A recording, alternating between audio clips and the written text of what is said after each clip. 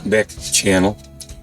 I wanted to have a little update. I was going to show some higher resolution shots of the Revellion Kit, just so that you can get an idea of how the kit was molded and the body and the different parts that are with it.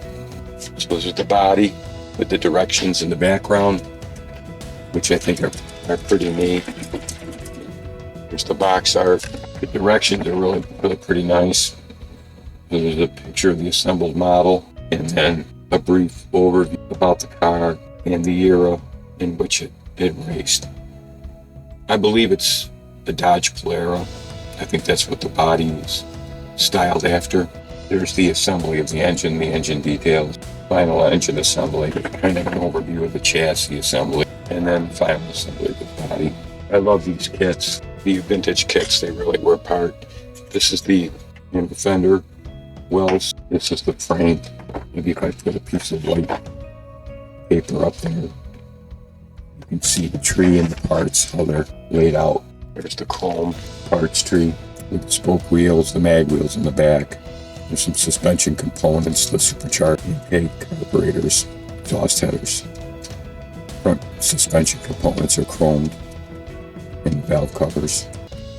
Doesn't appear to be, a Hemi. That would have been before the Hemi was in production. It was probably a wedge motor, maybe like a 426.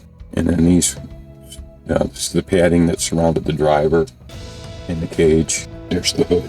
They did mold this in gold too, which was kind of cool. Several of the comments said that the Misdeal kit is very similar. I have not opened the Misdeal kit. I have one. I thought I would check that out at a later time. The engine block is in two pieces. See if I can get in a little bit and show you that. You can see how the cylinders, you can see the pistons.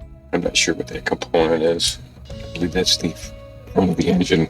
I think that's the coil. Another small part of the engine.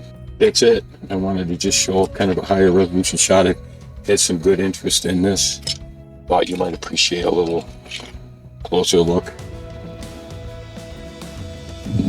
at the different parts. It is a rare kit, so I've been told. Just a quick one. Thanks for watching. I wanted to show too the other side of the box. This is the box. Maybe round 2 models will remake this kit at some point. Probably with the advent of 3D scanners, it wouldn't be that difficult. Printers. But thanks for watching.